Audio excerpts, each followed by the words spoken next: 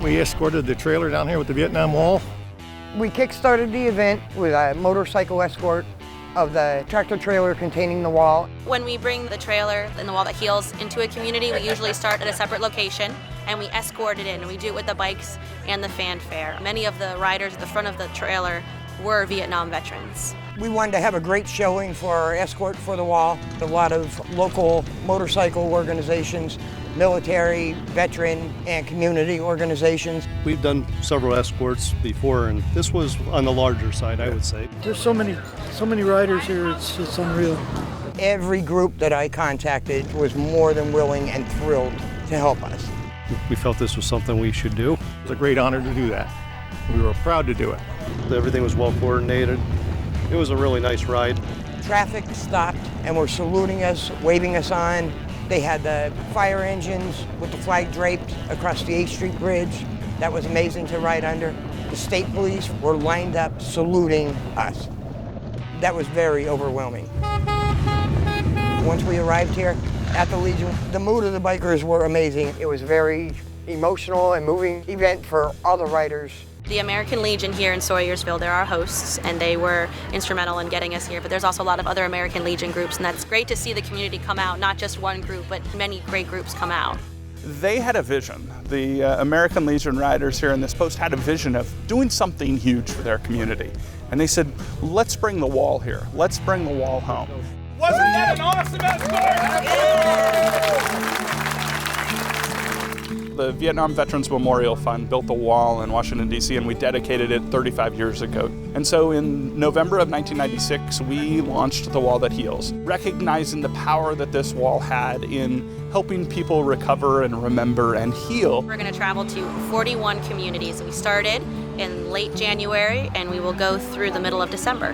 The Mobile Education Center is perhaps one of the most unique things amongst The Wall That Heals. There was 3 75-inch information screens on the back of the truck, which are going to rotate through pictures of the hometown heroes that are on the wall, as well as the Wall of Faces screen, which is going to show pictures of everyone who would have had their birthday on that day who is on the wall. It allows people to suddenly have even more of a wall experience, because on 3 panels there, you can see some of the items that have been left behind at the wall. The wall has really touched millions of people every year, and they've left so many things. They're amazing because it's something personal that was left at the wall in Washington. Each one has its own little way of grabbing at you because it's something that was left by one veteran for another that lost his life there, that gave his all.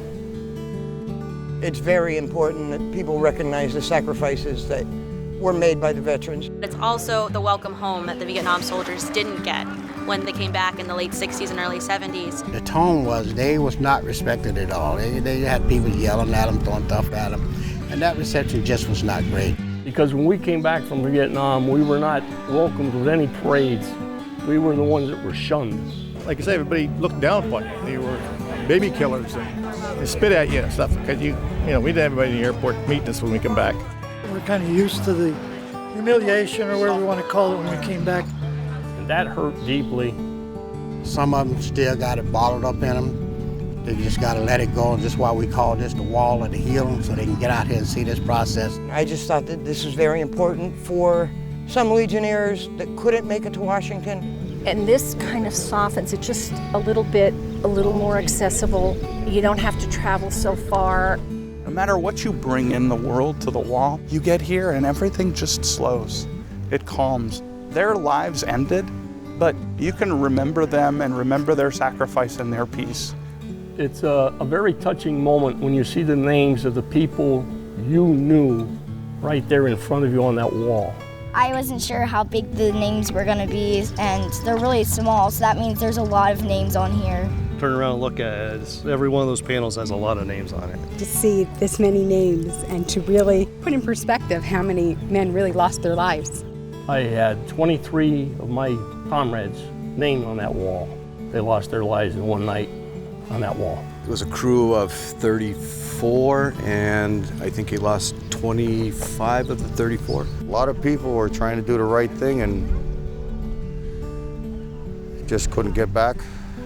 It's a beautiful testament to all those who did serve in Vietnam, who gave their lives. I get a sense that it does heal.